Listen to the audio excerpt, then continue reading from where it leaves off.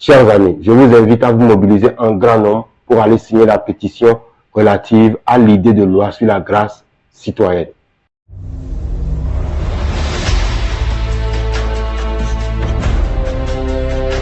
Élan citoyen. Chers amis, bonjour. Ça fait un bout de temps que vous avez eu de mes nouvelles. J'avoue que vous m'avez manqué. Oui, vous m'avez manqué. Mais ceci est dû à quelques exigences d'ordre professionnel. En plus, j'ai décidé de m'investir davantage dans la recherche de solutions innovantes face aux problématiques de gouvernance dans notre pays. Et c'est d'ailleurs à ce sujet que je viens entretenir avec vous aujourd'hui.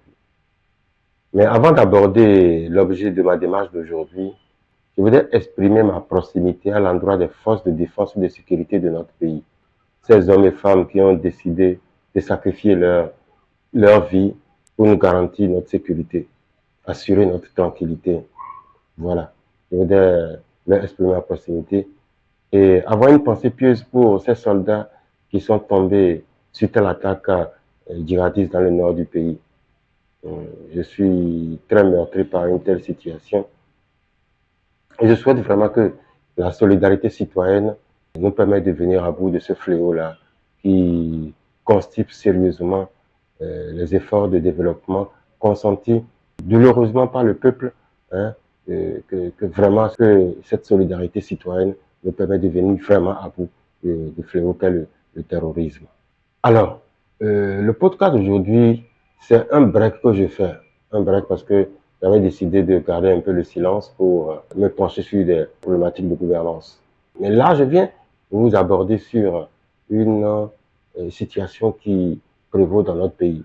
Ce n'est pas seulement l'apanage du Bénin, mais dans beaucoup de pays de la sous-région, même sur le plan international, cette situation prévaut. Mais les autres cherchent de façon intelligente à mieux le gérer.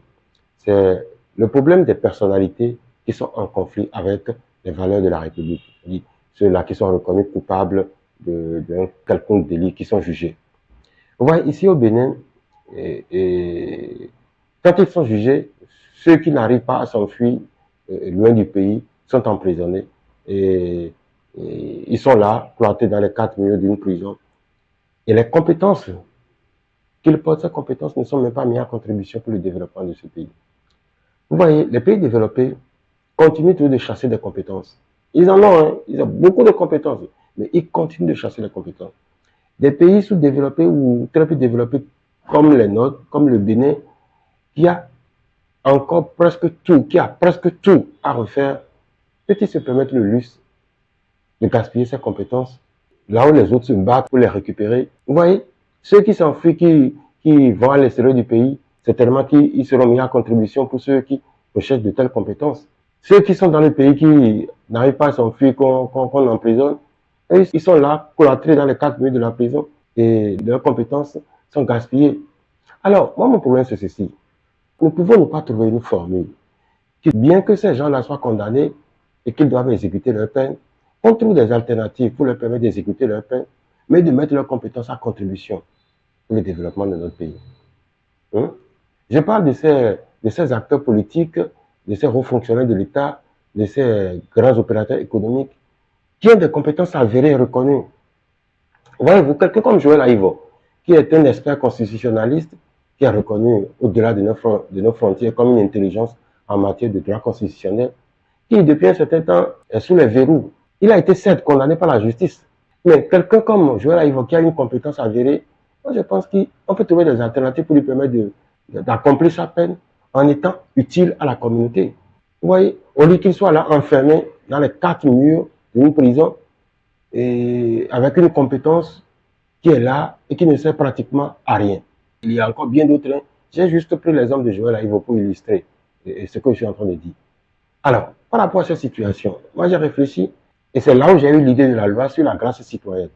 Oui, la grâce citoyenne qui apporte une certaine liberté à ces personnalités-là de notre pays qui sont condamnées dans différentes affaires, Et donc, avec l'application de cette loi, ces personnalités seront libres de leur mouvement. Mais en contrepartie, ils devront apporter quelque chose pour le développement de la communauté. Vous voyez, je pense qu'une commission doit être mise en place pour juger de la pertinence de ceux qui demandent l'application de cette loi-là et voir les contours que cette loi doit prendre. Donc, c'est ça, moi j'ai fait une ébauche. Et les législateurs vont réfléchir en profondeur et voir comment reformuler cette loi pour que cette loi puisse être utile et apporter quelque chose de contributif pour le développement de notre pays. J'ai donc élaboré une pétition que j'ai publiée sur change.org, dont je mettrai le lien en commentaire, au premier commentaire. Donc, si vous voyez que il est impératif que ces personnalités de notre pays, qui sont reconnues d'une manière ou d'une autre, ce n'est pas à nous de juger de la pertinence de leur condamnation. Nous, notre rôle, c'est de faire en sorte que, même s'ils sont condamnés, puisque s'ils sont condamnés, c'est parce qu'ils ont eu des faiblesses dans des domaines bien précis. Ces faiblesses-là n'empêchent pas leurs compétences de pouvoir se manifester et de pouvoir servir à quelque chose dans le pays. Faisons en sorte que les compétences qu'ils détiennent, qui sont des compétences avérées, reconnues, que ces compétences soient utilisées d'une manière ou d'une autre et qu'ils ne soient pas condamnés à vivre 10 ans ou 5 ans ou 20 ans dans les jours d'une prison ne servant absolument à rien. Donc c'est vraiment sur ça que je voudrais interpeller la conscience et la mobilisation de chacun d'entre nous afin que vous puissiez aller lire cette ébauche de l'idée de loi que j'ai émise et signer la pétition. Si vous êtes convaincu de l'opportunité, de la pertinence d'une pareille sollicitation, signez la pétition pour que nous ayons un nombre important de signatures afin de pouvoir utiliser cette pétition et le soumettre aux décideurs qui vont trouver donc l'importance et la pertinence d'une telle idée de projet de loi. Donc je vous invite, chers amis, chère communauté de Élan Citoyen, à aller sur le lien. Cliquez sur le lien, vous tomberez directement sur la pétition. Vous allez voir l'élaboration de toute la pétition. Et les propositions que j'ai faites, ce ne sont que des propositions. Cette proposition n'est pas exhaustive. C'est juste pour donner un contour à cette idée de projet de loi. Et donc, le législateur, les acteurs de droit vont se pencher donc sur cette idée de projet de loi, sur la grâce citoyenne, afin que nos personnalités qui sont reconnues, qui sont condamnées par la justice, puissent purger leur peine en étant au service de la communauté.